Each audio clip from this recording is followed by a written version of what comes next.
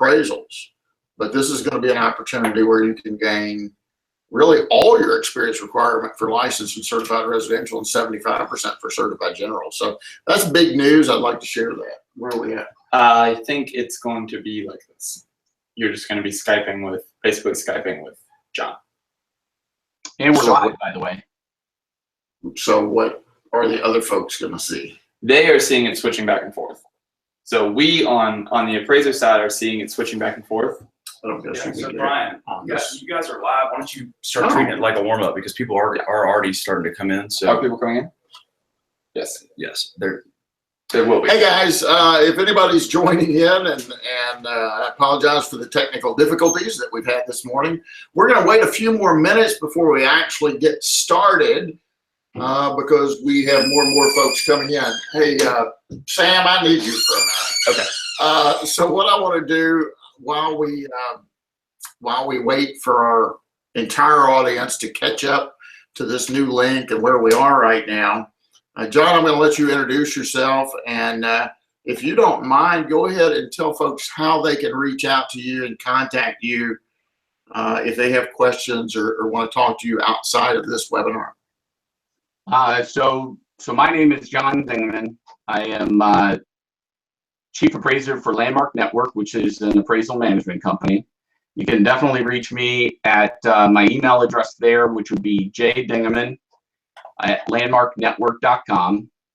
I also I still serve for the Coalition of Arizona Appraisers as past president and a member.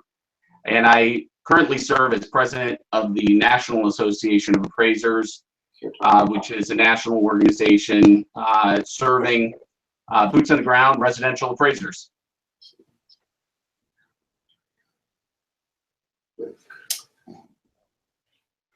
Okay, John, and that's what I really want to focus on. John is the president of the National Association of Appraisers, and as a consequence, he is kind of traveling around the country, finding out what's going on in our industry. It looks like this is behind a little bit, as you can see. So I believe it will be. That's why I really wanted John involved today, because he's going to be able to share a lot of what's going on in the industry right now. And guys, I think we're having some problems with the video. Ben and Sam are in the background. We went to a new system, and I apologize that we're having some problems here. So if I can get the word from Sam or Ben that we're ready to roll and go ahead and get started, we will. Otherwise, we'll continue to wait a couple of minutes as some other folks start joining us. Like I said, we do have some folks online now, John, but because of the link issue, we just can't. You're just going to be Skyping with him, but we can see it on our end how many viewers are in, and say hello to the two people that are watching. But I don't think that you can see it on your end how many people are popping in. Right. I just don't think you can. Okay. 1 second, John. Yes, sir. So I really don't have any control. Yeah, correct.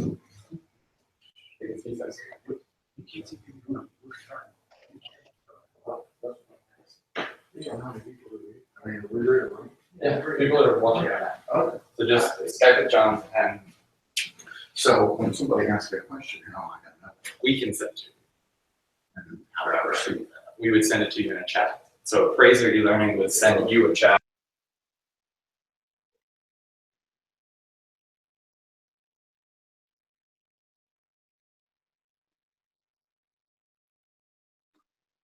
Hey, Bryan, we lost your audio.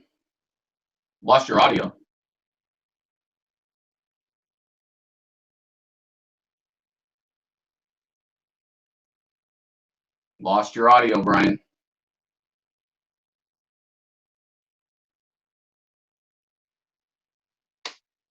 And your video.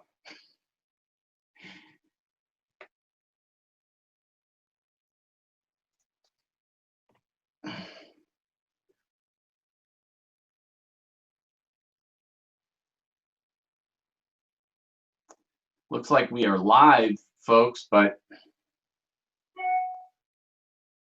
Bryan and Appraisal e-learning is having a little bit of trouble here.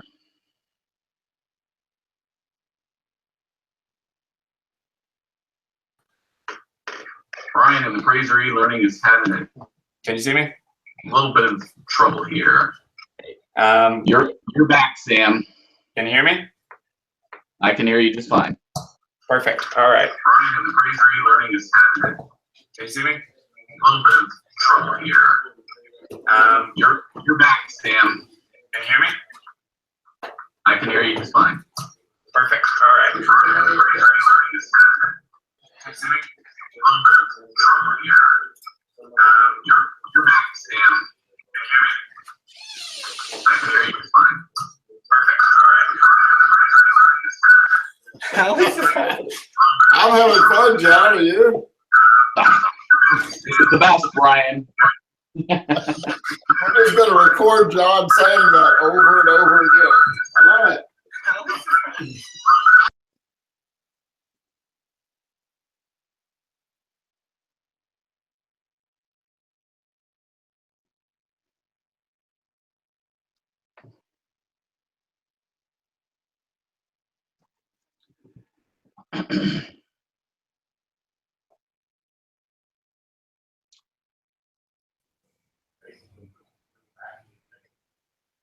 Hey, John. Hey, Sam. We had the link open in another tab. And so we video. Oh, is that still happening? YouTube broadcast open in another tab. Yeah, I know. Okay. I think we got it. Okay. We're not hearing the audio reverb. It was open in another tab. Okay. Okay, got it. Cool. We're ready now. I believe so. Can you hear me now? Bryan, Guys, I'm so sorry. This is the third webinar we've done in 3 months, and this is the only time we've experienced such problems. And I think the issue is we went to a different system that's supposed to be working fantastic and great without incident, and clearly that didn't happen this morning. So I want to apologize. We'll get these kinks worked out, and next month I assure you we won't have these problems. So again, I'm just going to start and reboot and start from the beginning. I'd like to welcome John Dingeman, my guest this morning. He is the president of the National Association of Appraisers, as well as the chief appraiser for Landmark. John, say hello to everyone. hello, everyone. And boy, look at the time. I probably have to go, Bryan. It's time to go. You got some appraisals to write or review, right? So I'd like to thank everybody that's been very patient and has joined us this morning. We're excited to be here. And we're talking about some things that are going on. You know, our first broadcast was in January, and we had the appraiser coach on and Craig Capella on. Last month we had Hamp Thomas, and this month we've got John with the NAA, and also not only a chief appraiser for an AMC, he has a history of being a boots on the ground appraiser, just like all of you out there. So we're happy that he's here, and we're really going to focus on him a little bit more so in his role as president of the National Association of Appraisers, because what we're here to talk about today is what's going on, what's new, what's around the corner, and John's the man to answer those questions. So the first thing I want to do is just jump back over to John and say, John, what's on your upcoming calendar? Where are you going to be next? What's going on? Well, let's see, Bryan. Usually my itinerary is quite full. I guess the last month or so it's been a little quiet. Next week I will be in Tampa, Florida. I will be at the Aero Conference, which is preceded by Appraisal Foundation meetings. The Aero Conference is the Association of Appraisal Regulatory Officials. That is your state organizations where they'll meet. It's always a good group. I went to my first meeting in the fall in DC. The spring meeting again is in Tampa, but they'll cover things like developing the next generation of appraisers, the future of regulatory boards and the impact of the North Carolina Dental Association issues, accepting mass experience for credit, the AQB criteria. They have an AMC breakout session. It's also where folks like you who serve as an investigator get your investigator training for the state regulatory agencies. And it looks like David Bunton and Jim Park will also be talking about modernizing appraisals. I'm hopeful that Fannie Mae will be there as well. There's some discussion about fingerprinting, photographic fingerprinting and things of that nature, but there's always good things to learn there. Certainly you can see the direction that the states are taking as far as disciplinary action or their investigations are concerned. I'm sure when you were in training, you pick up little tidbits from investigators across the country, and maybe that's something you start focusing on in your own work. So yeah, so that's one thing. Just to jump in here, John, to let everyone know, AARO, again, as John said, is the Association of Appraisal Regulatory Officials. That's AARO.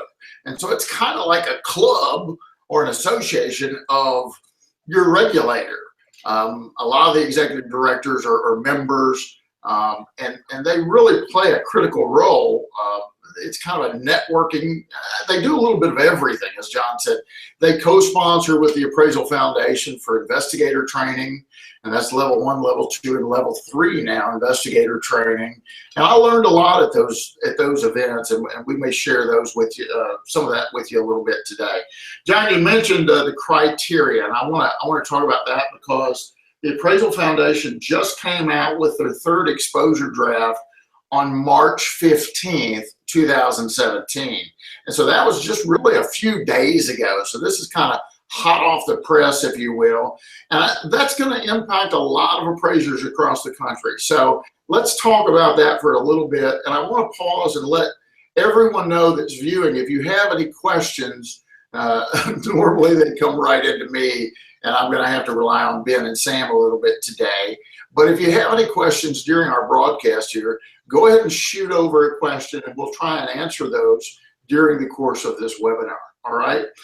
So let's talk about this March 15th exposure draft, if you will. John, tell us a little bit about some of the major changes, and we'll take this one by one. Let's talk about the alternative track, if you will. Tell me what you know about that. Well, they're looking at some alternative tracks for appraisers, Bryan, to gain their licensing or their education. As you know, in January of 2015, the requirement for a 4-year degree was put in place, and there has been some heartburn over that, particularly as it relates to licensed appraisers upgrading, etc. Again, a 4-year college degree, depending on which side of the debate you're on, it's either a good thing or a bad thing.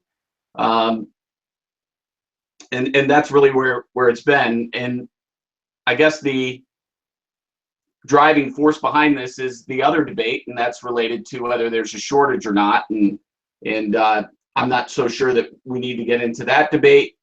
There's 2 sides to that as well, but I think this is in response to some of that. But it is a reduction based on the exposure draft to remove the 4-year degree requirement and to give some alternative tracks. You know, the NAA did provide some opinions to the AQB. We had a sole opinion, just one, and our concept and idea was to have licensed residential appraisers who are in good standing with their state, no ethical violations presented to their state board.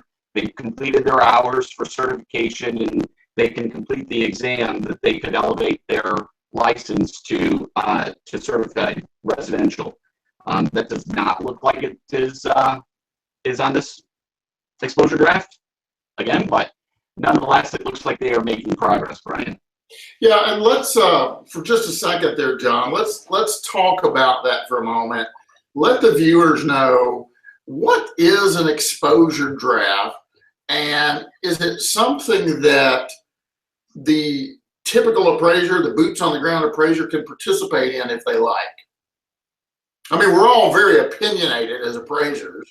So if we've got some appraisers out there that want to voice their opinion, can they do that? Will the Appraisal Foundation listen to what they have to say? Every appraiser can voice their opinion, and as far as I know, any member of the public can voice their opinion, and the Appraisal Foundation does listen. So your comments will be posted online. It's for review. They take every single one of them very seriously. If you go to one of their meetings, they may even refer to one of the letters. And you can also attend one of their meetings and voice your opinion out loud, if you will, instead of just in writing. But they do. The exposure drafts are really an opportunity for us, stakeholders and appraisers, et cetera, to review what their thoughts are with the direction that they're going and give our own opinions on whether or not we like it or we don't like it, or maybe something else that we'd like to see them do or consider. It is not final. So their final draft, I'm not sure how many more exposures they'll go through. I'm sure this is the last one. But they'll make their final decision and they'll enact the criteria basically in this particular case. It's also what the standards board uses, the same process that they go through for USPAC and any changes there. Great. The thing is, and I just want to let everyone viewing know that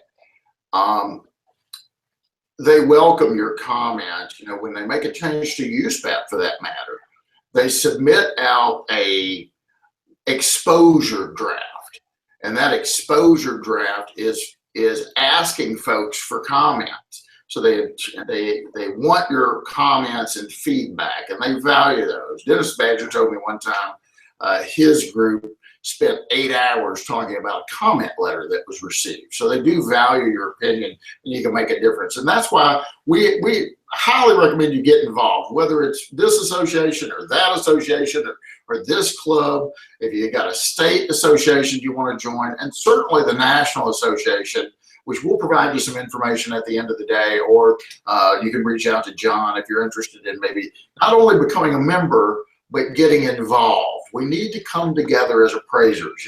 Larry Disney once told me that motorcycle groups are more organized than appraisers.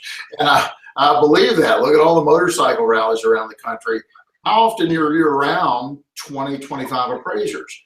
Typically it's once a year when you're in a CE class. So this is an opportunity for you to come together. So let's get back to the exposure draft just for a minute.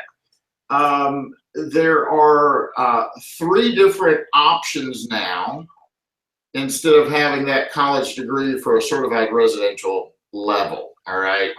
I think John touched on that just a little bit, but the options are actually that you can obviously have a degree. Number 2, you can take specific college courses in lieu of a degree, or you could actually CLEP the exam. You can take the exam, see if you can successfully navigate that exam. So again, this isn't final, it hasn't passed yet per se, but it looks like there's going to be some aggressive changes. And one of the things you mentioned a moment ago, John, whether or not we have a shortage of appraisers. And again, that could be an all-day debate in and of itself, so we don't want to go there. But I will say we have fewer appraisers in this country today than what we had just a few years ago. I mean, that's a mathematical fact. And then let me say this. I was in a class just yesterday in Lexington. I had 30 people in my class, and I asked for a show of hands of who've been in the business less than 5 years. As you can guess, no hands went up. I asked how many have been in the business less than 10 years. Maybe a couple of hands went up. I asked the same question the day before, similar results. As I travel around the country and teach, when I have these course offerings, very seldom do we have new appraisers in these classes. So if there's not a shortage today, there likely will be in the near future. And something's got to give. I mean, we're in a world of instant gratification, and clients aren't going to wait 2 weeks or 3 weeks for an appraisal. It's just not going to happen. So we're either going to have to open the gates and let more folks in and have incentives for those folks to come in, or we're going to change how we do business. And that may happen. Desktop appraisals are right around the corner and so on. So that's the thing with that. And then the other interesting part for me in this exposure, John, is on page 14. So if you can give a quick overview, and I'll chime in with you on that. Historically, there's been a provision that 50% of your experience can come from non-traditional appraisals. So talk about that on page 14, John, if you don't mind, how folks can actually secure experience in a new way. Well, it looks like there's different modules, Brian, that folks can use. They have 3 different modules where they can gain experience hours. To me, what's more important is the reduction in hours of experience. I mean, it's literally a reduction by almost 1,000 hours, right? So instead of 2,500 hours for certified residential, it's 1,500 hours, or completion of modules 1 and 2. And those are practicum modules that the appraiser would go through. So I think it's pretty impressive. Get up on the screen, John. I don't know if you can see it at your end. I got it. Okay, so Ben put that up, and you can see the first paragraph under the chart says, currently the criteria allows for 50% of the experience required to be obtained for completing assignments with non-traditional clients. And now look what they're proposing.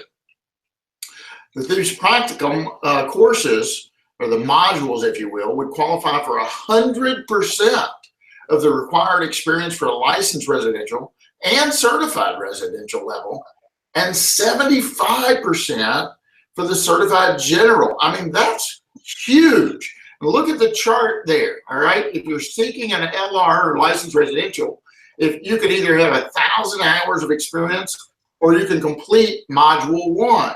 And you can go right down the list there. For CR, it's 1,500 hours of experience or completion of modules 1 and 2. I mean, this is really big news.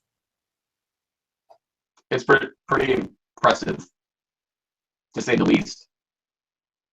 You know, one of the challenges that I hear from a lot of appraisers wanting to advance from a certified residential to a certified general, number one is they have a hard time finding a mentor or a sponsor to take them under their wing. And number two is the trouble or the non-availability of getting those experience hours. And when I tell them, in the past I've been able to tell them, 50% of your experience can be, non-assignments, non-clients, if you will. And say you get competent in appraising hospitality. Nothing would prevent you from going down the street and appraising 2 or 3 hotels without a client, without a traditional assignment, if you will. You're doing it for the mere ability to gain experience hours. And they light up. And now we're seeing it's not just 50% as to what's proposed, it's 75% or 100% for the licensed residential or certified residential. It's definitely outside the box thinking, Brian. All right. Sam or Ben, if you could run in here real quick. Let's see here, see if I can figure this out here. There is a question up there from Danny, Brian. It's unrelated to our discussion, but Go ahead.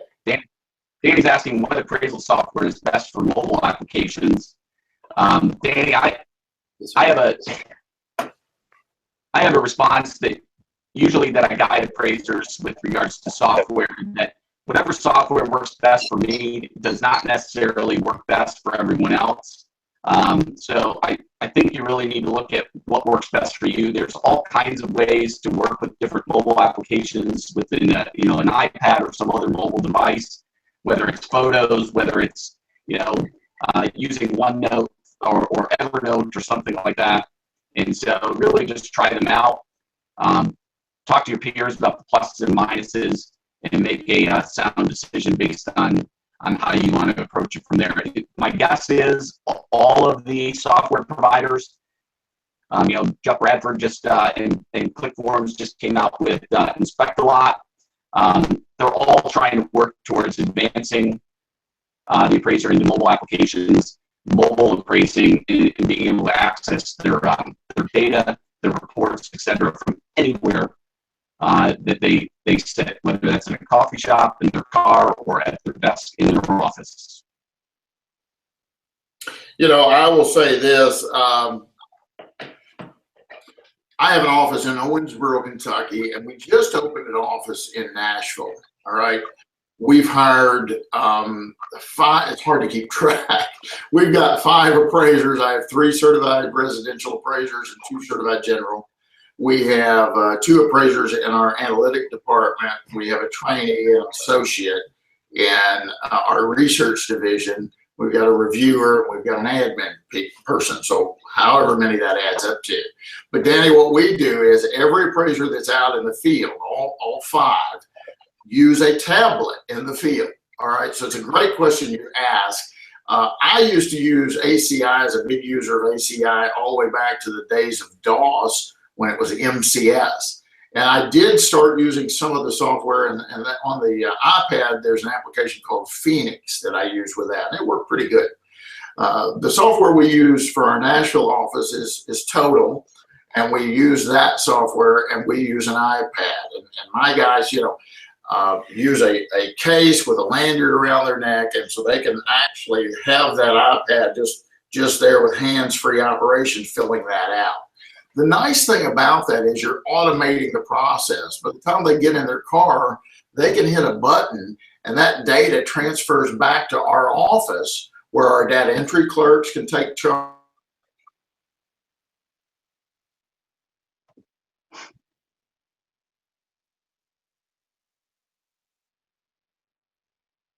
Bryan, I don't know if you froze.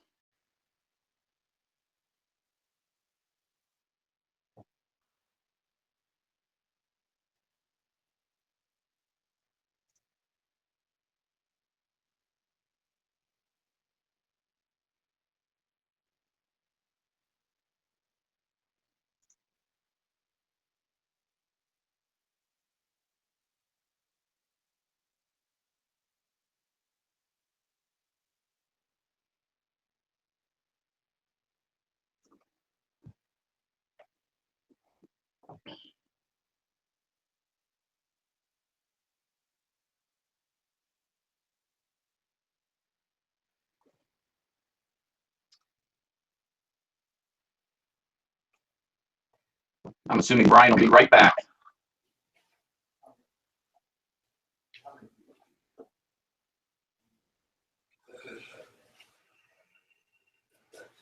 Back? Nope. Well, Sam, I'm here. Do you hear me? All right, I hear you. Okay. Well, here, Brian's coming right back. A little break there. Sorry about that, guys. I don't know what happened. Again, we've obviously got some bugs to work out. We didn't have these problems in January or February. So again, I apologize for the difficulties we've had. What else is hot and new, John? Well, let's see. In May, you have the NACOW meeting, which is the North American Council of Appraisal Organizations. That'll be in West Palm Beach. That will preempt the Board of Trustees meeting from the Appraisal Foundation. So I will be in attendance there. The NAA is a member of TAPEFAC. So we do have a member, Mike Brunson, who is a founding member of the National Association of Appraisers, will obviously be in attendance. And all board members will be in attendance. That's when we're going to have our in-person meeting, board meeting.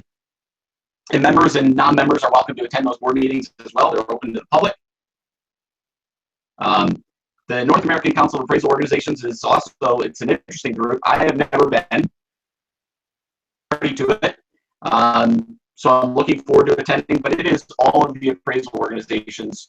So it's NAFA, it's ASA, it's AI, it's NAA, etc. Together to discuss the appraisal issues that we face and discuss, between the two of us, for example, but in major groups. And it has the opportunity to be quite influential, I believe, in our industry. Great. John, talk about the Appraisal Summit a little bit. This is an opportunity. Some of the meetings that you're talking about, unfortunately, are kind of closed where the practicing appraiser doesn't have an opportunity to attend. I know the Arrow meeting may have a little window where it's open to the public per se, but for the most part, you can't go to an Arrow meeting unless you're a board member or an investigator or educator or something along those lines. It's kind of a closed door issue. I know for investigator training, you're not allowed to do that unless you have a special invite. So let's talk for a moment about opportunities for the practicing appraiser to come and participate and hear from industry experts, where can they go do that? Well, the Appraisal Summit, which will be in Las Vegas, I believe it's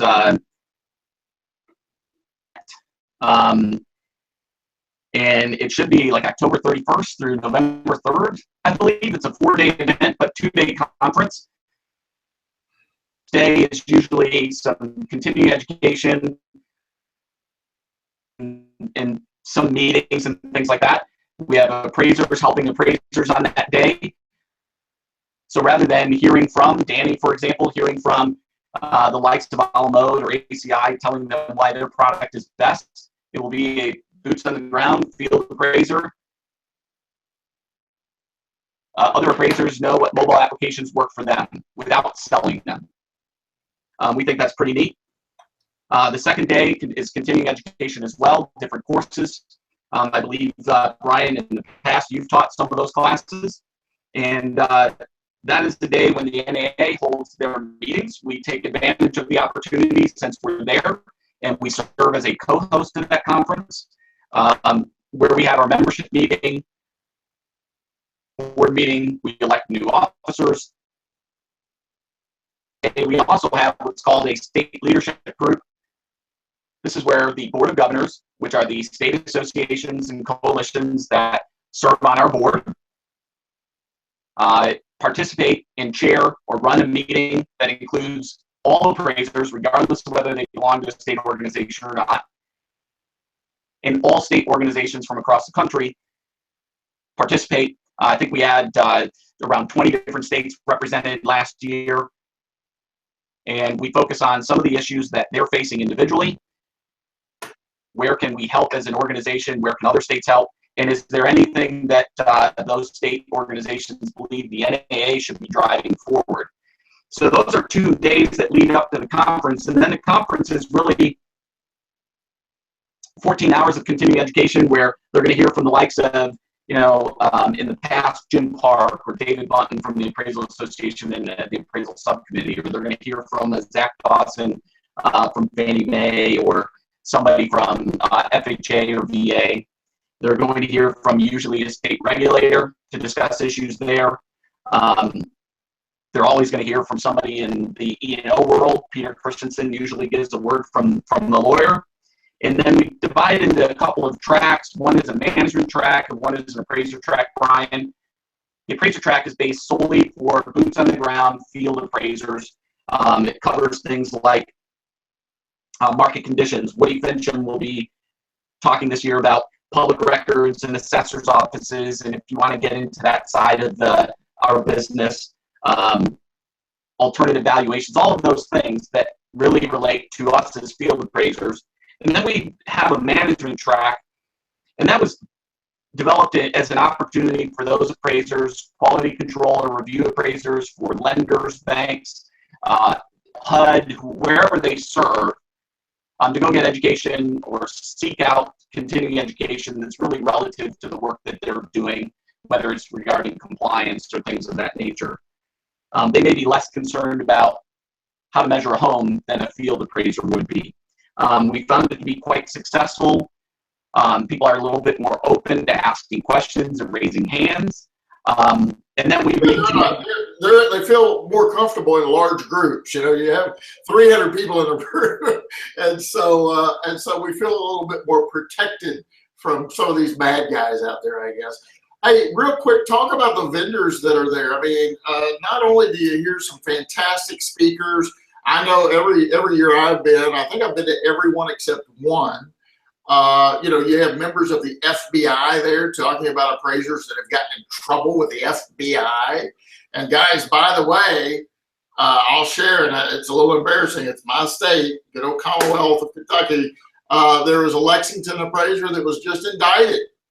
And, there's a little news story about, and I'm not going to give any names, but he was actually using unlicensed folks going out and looking at the property, okay, and then signing as though he did that and not disclosing. And you can actually use unlicensed folks as long as it's permissible under state law. Kentucky's a voluntary state. You couldn't do that in Tennessee per se, but you can do it in Kentucky as long as they either sign on the left or you list them out in the certification and provide a summary of what they did. The problem was he was acting as though it was he that did everything and not mentioning them at all. So that's a real problem. But the FBI is at the summit, so you can hear about appraisers that get in trouble and some of the various things. It's quite interesting. But talk about the vendors that are there. They can actually meet some of these folks from ACI or Total or Marshall and Swift or VA, or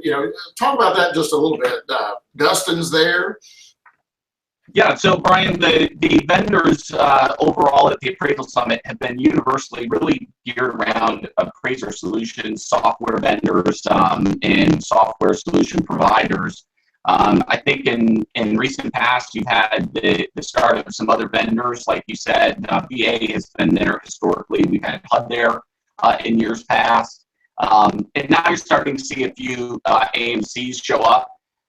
Those folks thought it was quite beneficial, whether they had some appraisers sign up or they got to meet in person for the first time, some appraisers that are on their vendor panels. But overall, it's a lot of software solution providers. So for example, Danny, if he was interested in the mobile applications, they'll all be there. They're all running demos. They have them on screens to do screen sharing, etc. And it's a great opportunity to ask the questions and see it working in action. And oftentimes they have some good deals as well if you're signing up with their service or trying their service out through a conference like the Appraisal Summit. So it's a huge advantage for appraisers. And even those folks have expressed to me that, hey, look, they're meeting their appraisers that already use their software or their services. And again, to meet them in person, face-to-face is always a pleasure for those folks. Yeah, absolutely. And I'm glad you brought that up with Danny. I mean, he asked us what's the best software. He could actually see some in working action out there. So you could actually talk to the folks that administer that from the technology side and help you, and then you can make an informed decision. The Teresa Walker, the NAA, and additionally Columbia Institute have done a really good job with that, and I've been fortunate to be a part of that. So, and it's in Vegas, right? It's in Vegas, so it'll take a couple of days. What a great place to have a working vacation, mini vacation, if you like. John, we've got a few more minutes, and I know we actually still have some folks joining on. I was debating on whether to end this a little early with all the technical difficulties we've had, but let's just finish out, and let me ask you, what do you think the future of appraising looks like? I mean, where are we going to be 3, 4, 5 years from now, or will we be? Ever since I've gotten in this business, which was just before licensing, ever so often you hear, well, we're going to be out of business. They're going to get rid of appraisers. They're going to get rid of the residential appraisers. AVMs are going to take over. Most recently, just a couple of years ago, big data is coming out. UAD, Fannie Mae's stealing our data. We won't need appraisers anymore.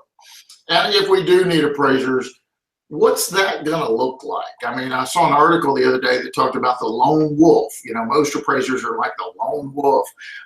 We're single man or single woman shops. Where do you see us right around the corner? One thing's for certain, things are going to change. I mean, folks, if you don't believe that, look in the mirror.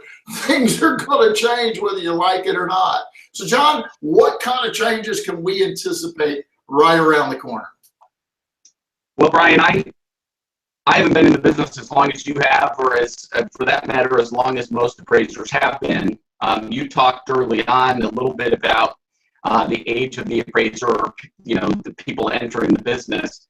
And we talked a little bit about the degree requirements. And with the degree requirement, the assumption is already that somebody's at least 21 years of age, right? And that's when they're graduating from college. The thing that really stuck with me last year in attending the Aero conference was Jim Park sharing the information about the number of people taking the exams. And it wasn't just the number of people taking the exams. They had bifurcated that into age groups. And the age groups from 18 to 29 or something like that, or 18 to 25, was nearly,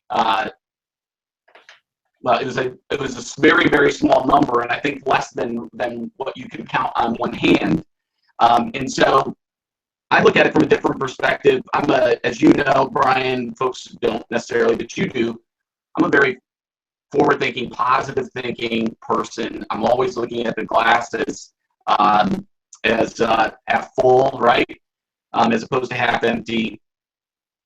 And I think for a lot of folks, they probably just need to change the direction of their thinking, start thinking a little outside the box, and how can we evolve as appraisers and change with the market? Because as you said, we are going to change. You mentioned a couple of things, big data, for example. All of these things are hot topics and open for debate. I would say big data serves us well in many facets of our lives. I watch a person get out of a cab in Chicago, walk down the Michigan Avenue, and they haven't picked their head up. They're walking down, looking at their cell phone, looking at Yelp, looking at the menus and photos of the food, reviews to see which restaurant they want to go to. Where in the past we walked down the street and used our nose to smell, right, and tried to look at who was in the restaurants and who wasn't. So that's big data, right? And big data, I suppose, I understand the concern from appraisers in using the data. They are the clients. They are the ones who are paying for it. It's technically theirs once we deliver the report. But anyways, there's an argument for both sides of it. I'm not all that concerned personally. What I do hear from lenders, particularly after the last meltdown, right? And I'm not talking about the mortgage loan originators or the realtors involved in the sales transactions, where, quite honestly, most of them would probably like it if appraisers went away. The appraisal and or the real estate agents probably feel like we're an impediment to the process. But the credit risk officers, the owners of these banks and lenders, they are looking for an appraiser to validate the collateral risk, and they're asking for appraisals. I was visiting with one lender, Bryan, after the property inspection waiver announcement, which has been in existence for a long time anyways, but nonetheless with the new announcement from Fannie Mae. And of course, the mortgage loan originators across the organization were giddy, happy. This is cool. We don't need an appraisal. They did some research and calculated over the last 3 years how many loans they completed would have qualified for a property inspection waiver, and it was less than 1% of their loans. And even then, they thought, well, we probably still would ask for an appraisal. And so I think those organizations still want us to participate in this component of the transaction. And I do think that there's other opportunities. Assume for a minute, as a devil's advocate, the lenders are just going to do away with appraisers. I think consumers at the end of the day will still want a reassurance personally or for themselves that they're doing the right thing and their home is worth what the lender believes it to be. And so I think there is a future for appraisers if you're forward thinking, positive thinking, and thinking outside the box for ourselves rather than allowing our industry partners to think outside the box for us. So what do you think though, John, so let's agree that appraisers probably aren't ever going to go away. All right. To some degree, we as appraisers are trying to do something that a computer could never do. I mean, what we're trying to do is we're trying to measure the immeasurable. I mean, we're actually trying to measure human behavior. Okay.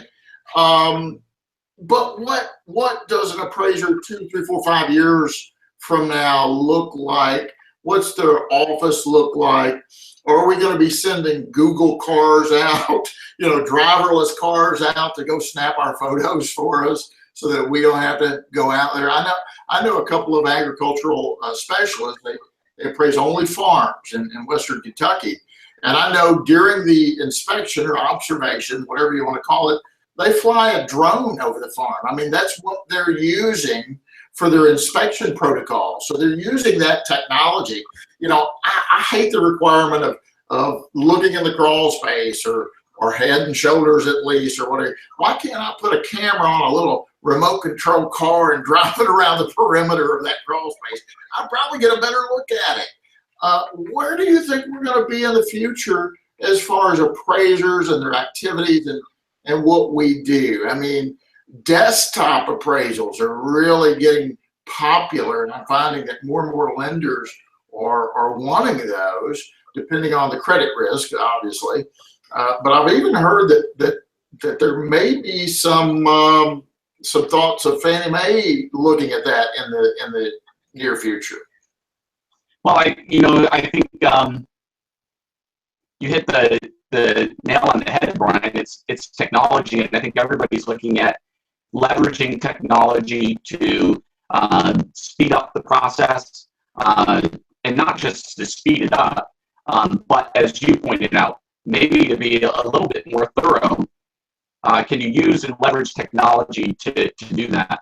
And you know, they looked in the past. I think there was some introduction or concept of utilizing insurance companies to complete the cost approach for you and be able to forward that data to appraisers. They're the ones that have all the cost data anyways, and they're the ones using that component more so than the appraiser, or the lender, particularly for residential. You know, again, I think it's the idea of leveraging and using technology and understanding where we can use it. You mentioned Google cars driving around and taking comp photos for you or something like that.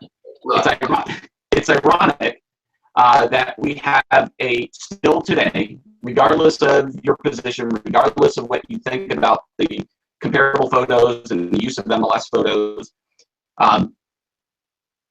a group of appraisers out there that believe we should go take those photos personally, and you have another contingency of appraisers that believe we should be able to just use MLS photos. Is when the concept is presented to most appraisers, for example, that, hey, we'll use Google cars photos for you. You can then use that photo in your report and disclose it. There's usually an allergic reaction from the appraiser saying, well, wait a minute, you're taking my job away. I envision the appraisers being able to do in 5 years, and that is the valuation components within the appraisal itself and focusing their energy there rather than driving all over town, expending a lot of time and energy on the interstate highway or on streets at a stoplight. And so there really is no reason we can't in our favor. Absolutely. Absolutely. Well, John, we're going to wrap things up. I appreciate you being here today. Obviously, we've had some challenges with the video, audio, and just the whole day. So I want to apologize for anyone that's watching the webinar. I want to apologize to you, John, and I want to go ahead and get you on the calendar to come back when we have all these technical difficulties ironed out so that we don't have these problems.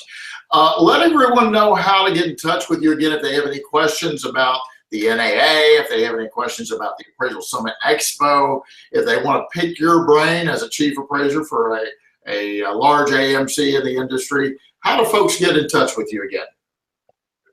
So they can reach me at jdingeman@landmarknetwork.com. That would be my work email address for Landmark Network. They can also email me at president@naappraisers.org. Email for the National Association of Appraisers. I'm more than happy to answer any questions that people have. If I don't have an answer, I'll always forward it to the appropriate person that can answer that question for an individual. But I try to keep an open door policy on that kind of stuff. Great, great. John, thanks again for being here. Again, I look forward to having you back real soon. For all those viewing, check your email a little later. You're going to get a little video from me thanking you for being here, being patient with us. And who knows, I might give you a little gift on top of that for bearing with us today. Thanks again. Thanks my team for getting me through this day. And we look to get back together real soon. Thanks, everybody. Thank you, Bryan. Thanks, everybody.